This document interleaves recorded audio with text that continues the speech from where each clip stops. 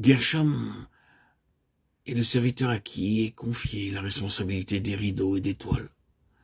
Nous nous déplaçons du centre vers l'extérieur et nous entrons en contact avec ces choses qui représentent et incarnent les principes qui gouvernent l'Église, ou nous pourrions dire qui gouvernent la vie corporative et l'union corporative avec Christ.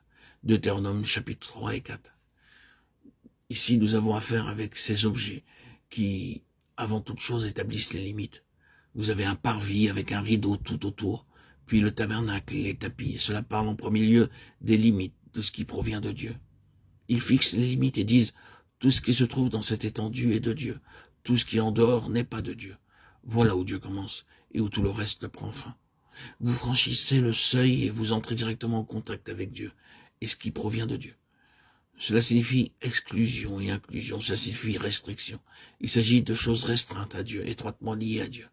Mais cela ne parle pas uniquement des limites et des limitations, cela véhicule cette pensée plus profonde.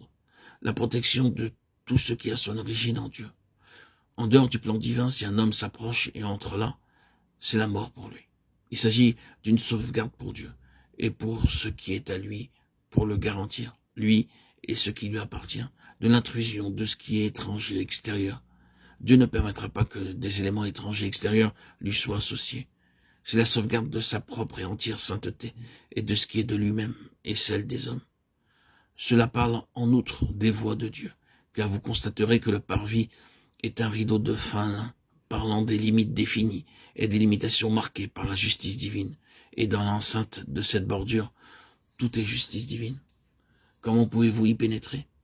Il y a une porte, et cette porte est ornée de bleu, de pourpre, de cramoisi et de blanc.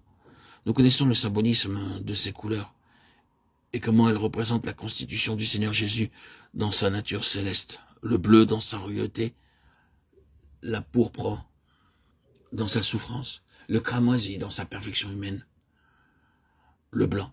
Par quel moyen l'homme peut-il entrer en communion avec Dieu? En Christ Jésus, mais sur la base de ce qu'il a accompli. Et c'est l'unique moyen, c'est la nature ou le caractère qui est à la base de l'acceptation de l'accès et de la communion. Ces rideaux et ces toiles parlent des principes qui gouvernent la vie corporative du peuple de l'Éternel.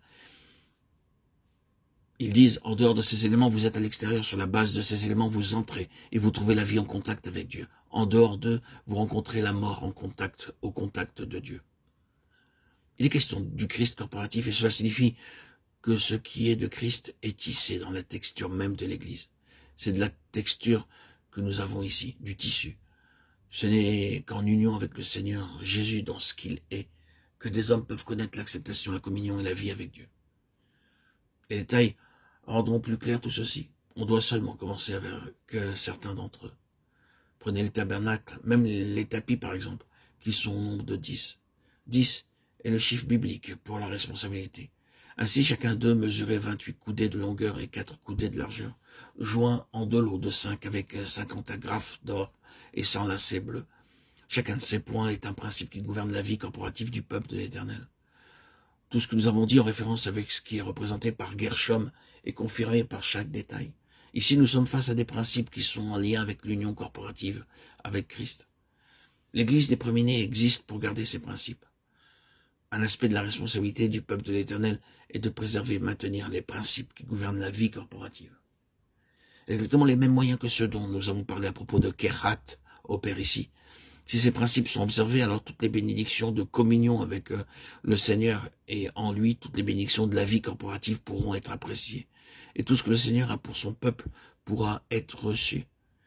Mais enfreignez-les et le Saint-Esprit s'en chargera. Et l'Église est appelée à agir afin de préserver ces principes.